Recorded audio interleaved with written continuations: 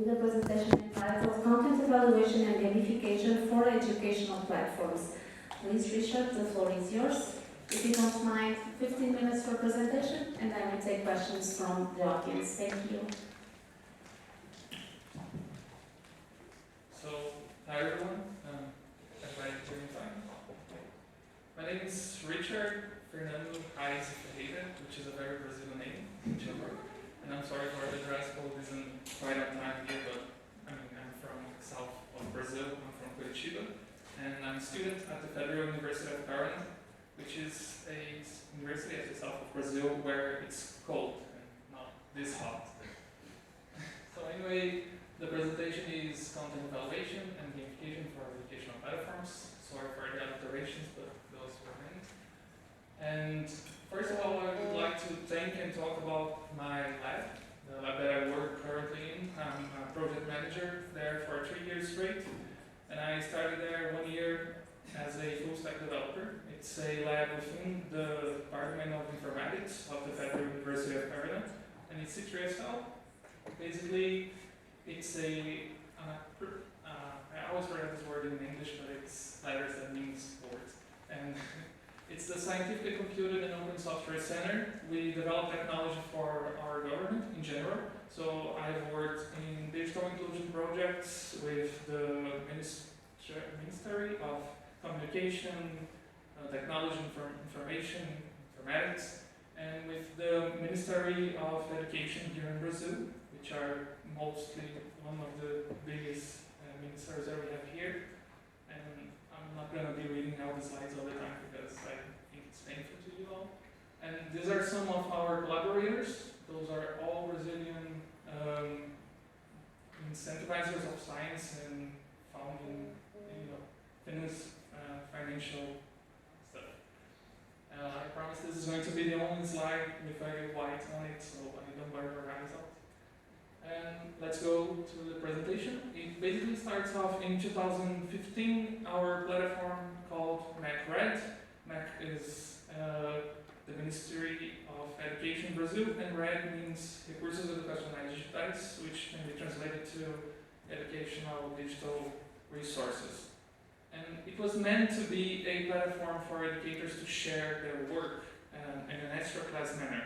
So it was meant to be actually a social network for teachers as well. Currently it has over 28,000 users, over 300,000 materials, and has materials of all kinds. So if you're an educator and you want to upload some video, some games, some text, some book, you can do it in the platform. But it must ensure quality of content. And that's the problem. How do we ensure quality of content? And the solution that was used before that was that MAC, the ministry itself, had a team, or a guy sometimes, that would validate the content submitted to the platform. So somebody would try to submit something, then this guy would be like, oh, is this okay or not? Is this particular content? Is this sexual content? Is this violating any copyrights? If not, then it gets submitted, it gets published. If not, then it gets denied. And the solution was, not so good. Basically, this is showing us that these are the amount of content submitted by month, and this is the amount that they did in 1 year, trying to evaluate if it was fitable for the platform or not. So it wasn't working. It was like this for years. It started in 2015, and so it was 4 or 5 years with basically none of the content being evaluated. So people would send their content, like in this month it got a really high number, and by the next month nobody had any answers, so they just gave up on submitting content to the platform. So we proposed a new approach, that is basically using the own community to approve or deny content. We try to engage users to do that via a gamification system, and we use the data collected from the gamification system to improve the platform as a whole. Also, I would like to point out right now that this is an ongoing project, and we only recently, last year, got to continue the development of the platform, because our last 5 years of government in Brazil really wasn't really that great in, trying to make things like this work. So what happened is that a lot of things that I'm going to talk about here, I do not have the data to bring to you some answers that you might be thinking about, but we're going to be talking about that in the discussion part.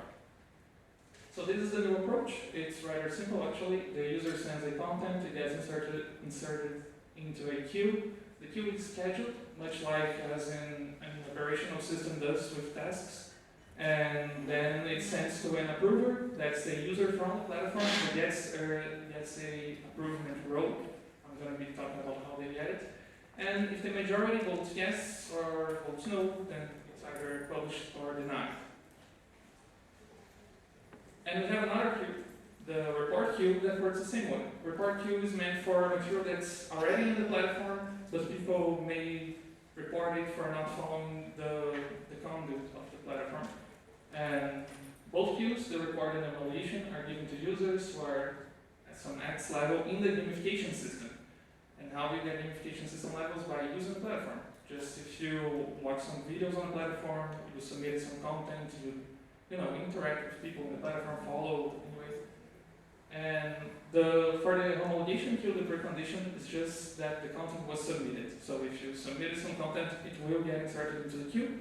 But for the report queue, we give each type of a report a possible weight, so it gets scheduled better in the scheduler. Here, this table is actually an example of the weights. It's different.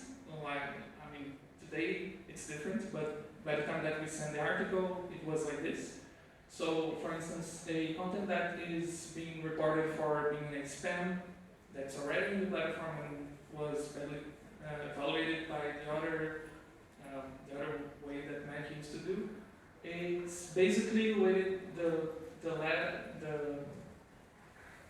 it has less impact in the platform as a whole. So we don't, we care about removing that, but not so much as removing a offensive or a abusive content.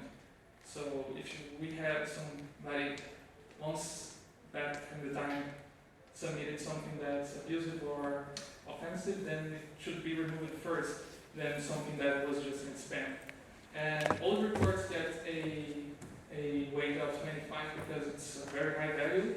And the reason for that is that we want to make the old ones get homologated first. Also, homologation, I think it's a word that doesn't exist in English, but it basically means validation, and we kind of created it in the process. And so the gamification system, just to explain it a little bit better, is basically the platform way to reward people for using it. And there's points that you can earn by using the platform. It's supposed to be very intuitive, so people that use the platform will get points for doing the things that we want them to do in the platform, for submitting content, tracking content, following people and stuff. And they can use those points that they are given to change them for some badges and for some customization to their profiles. We thought that this was a good idea to introduce some new figures, some ethnical and diversity groups of figures into the platform's ecosystem as a whole. And neither badges nor coins can be bought with real money because the intent here is not for it to be marketized. The intent is this to be a government platform, so it's just a way to keep people engaged in the system. Here are some of the figures we try to put on the platform. So we have some people that are relevant to the whole history of any area of knowledge in general. And we have even Brazilian important people like Machado de Assis and police inspector and so on. We try to diversify as much as we could at the initial stage, but we aim to diversify it a little bit more in the future. And so comes the discussion, which I think it's the most important part of this presentation because, as I said, it's an ongoing work. So I won't have results, I won't have time to give you guys data about all that I just said. And the new system, it basically aims to make the platform scalable in a way that the older one couldn't. For instance, if the platform has 300,000 materials being sent daily to it. I know it's a big number, but it could happen in the future. There's no way 5 guys from the Ministry of Education will be able to judge if the content is or not available for a platform, and the users won't be happy with it. So we try to make this work with the platform's own resources, that is its own people. The metadata that we collect from the gamification is also very valuable to us because it is a network, a social network. And every social network has tons, billions, trillions of metadata about everything. Every button you click, every thing that you do, how much time do you watch some video, how much time do you read some text, and so on.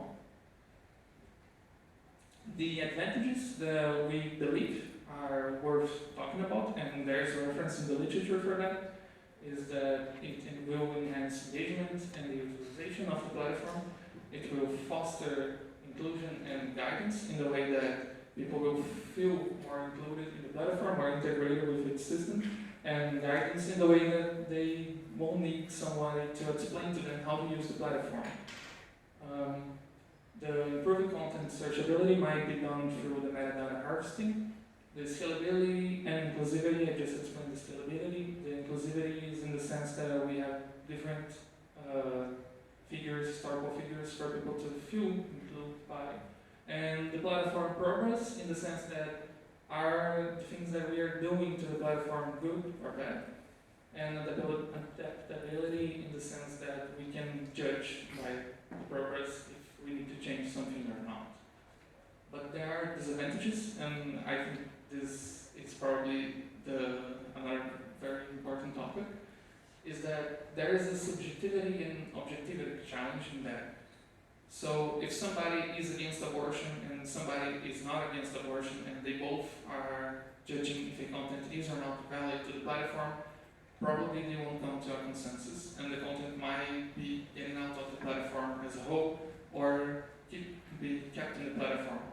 And there's basically no way to decide if the neutrality of the approver, the only is being relevant. Actually, it is being relevant, but it's not being, it's not helping the platform. There is a limited participation effectiveness. If you have a system that's not so big as 28,000 users, and to be honest with you, 28,000 users seems not to be either too ideal to this type of platform. Like we need bigger number of people using it for us to see some really valuable changes. Then probably this approach won't be as good as it seems to be. For instance, let's say you want to do this to amalgamate some WhatsApp group, and WhatsApp groups are limited to 256 people. So probably you will need like a team of 10 people trying to validate what can and can be not in the WhatsApp group. I already talked about this, and the marketing is also extremely necessary and important. And this is the main problem that we have right now. Basically, the platform doesn't get enough recognition, and the federal government, at least in the last 5 years, did not make any effort for this to get, in any sense, out to the public. So during the pandemic, we had some people trying to send things to the platform, a lot of things, a lot of content, and what ended up happening is that people didn't send, or their content wasn't approved in time, and they just gave up on sending stuff to the platform. This is also to not mention the sovereignty of the platform. Since it's not on YouTube, there's no way, for instance, in YouTube, there's no way that the platform, YouTube, will decide to delete all the contents out of the blue, or even in YouTube, we see that a lot of content is not created properly. Especially here in Brazil, we have some examples, as I can tell, Brasil Paralelo, which is Parallel Brazil in the free translation, which is a misinformation site and group, and they are completely financed by the alt-right wing of our country, and YouTube doesn't do anything to stop them from posting videos, from submitting videos and publishing videos. while in our platform probably wouldn't be like this.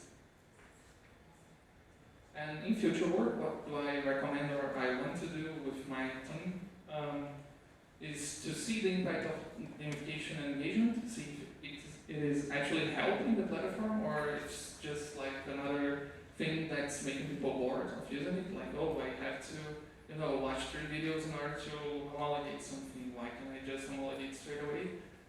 And the effect of promotion and participation, for instance, what I just said, that we need more marketing in the platform as a whole. And I think that's about it. Thank you. Thank you so much, Richard. You can stay there, you can sit, you can come over here, as you wish. Please feel comfortable while we take some questions or comments from the audience, if someone has. Everyone is tired. No, I have my own.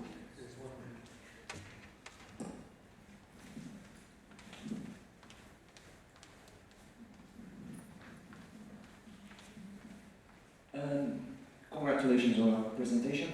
And I wonder if you have, how can you incorporate the rules or the standards that the guys from Mac used to use to evaluate the videos? How do you inform the players of your gamification and how to evaluate the videos about the standards and what's allowed and what's not? It's actually rather simple. That was the problem with Mac specifically because it was a simple system. We basically cannot allow particular content in the platform. I think particular is a word, right? I'm not really. It's basically it can be political because everything can be political. Maybe everything is political, but we're not gonna enter that. But it's not. It shouldn't be like from a specific party within the government. It cannot be sexual content or harassing content in any way, although this is also subjective because, you know, to my religion, I'm agnostic, so I don't have any problems with talking about abortion or things like that, but to some, even in this room, that might be taboo or that might be a problem. And the last one is that it's not broken, like the video is entirely there, the link links to something. It's not just some guy trying to spam or, you know, submitting random stuff. So it's actually that easy. We not validate as if it is educational enough to be in the platform.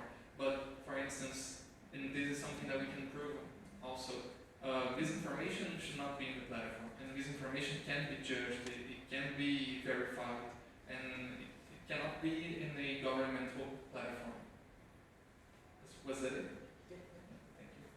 There's no quality, like you are not judging you can judge the quality of the material. Like Yeah, we cannot. We are not allowed to use metrics like an ISO or, you know, we cannot do metric systems, qualitative and quantitative systems inside of each type of content being uploaded. And we hope that the platform will do it by itself, in the sense that, you know, some good professor is submitting something to the platform and it's good content and he recommends it to all of the students will access it, and then once you see it, all the students in Brazil are accessing it, and so on.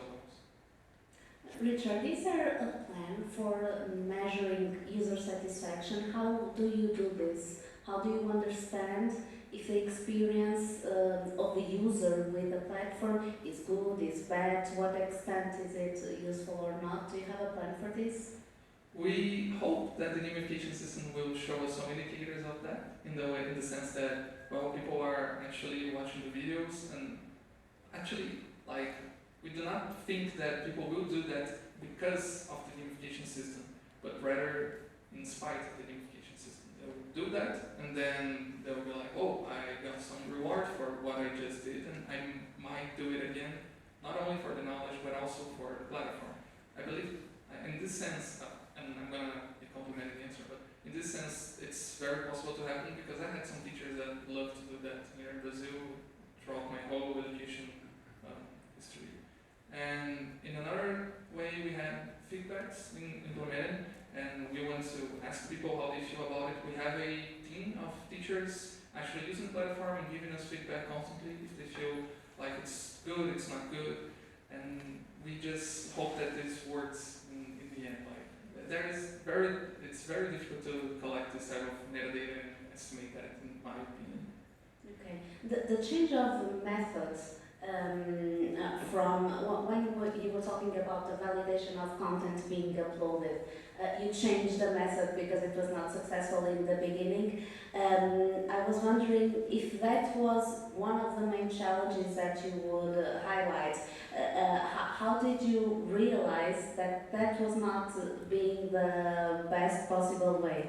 Is because of the figures that you showed us? Well, the data revealed us that basically the guys from Mac, they weren't doing their work properly in a way. I don't know if I can say this, but that's what happened in the end.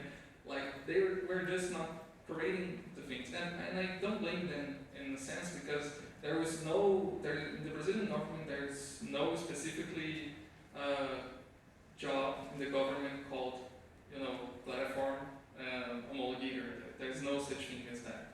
But the main inspiration actually came from 2 or 3 systems.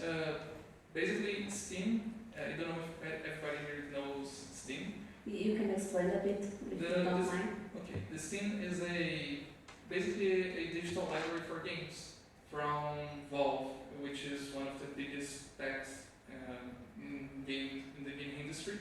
And some years ago, they introduced a system very much what we did here. It's basically, in some games, there are people that sometimes are cheating. They are using third-party softwares in order to gain some advantages. And then they would send those clips to the community itself, and the community itself would judge if the guy was or not cheating. And this helped a lot them to identify cheaters, because only people with a high skill in a certain game would be able to analyze that and be like, yeah, this guy should not be looking at this wall at this time because it doesn't make any sense. So we try to do something like this. It's basically applied in 2 specific games. It's Counter-Strike and Dota. I don't know if anybody heard of these games anymore, but we felt like this was a good way to introduce the community to the system itself. And another one was Duolingo, which I think now everybody knows about, which has basically the best gamification system if we can, measure the quality of the gamification system nowadays. It's basically whole gamification of learning a new language. There are arguments if this works or doesn't work, but in the references there are, I'm not sure if I can see it right here, but there are some, I remember I read a paper about it and it was very thorough, and it said basically, yes, the gamification system should work if implemented correctly. I know it's a bit brand, but we hope we did a good work. Yes, coming from media and communication, this type of self-regulation or co-regulatory mechanisms are particularly of interest to me. That's the reason why I question. But I would like to know if we have any more questions. No? No. So thank you so much. Thank you. Richard, thank you. We shall proceed. Westmore is already ready to go. Social media, party narratives and supporters' opinions. Zimbabwe's post-2018 elections is the title of the next presentation. Please, Westmore, the floor is yours. Take your time.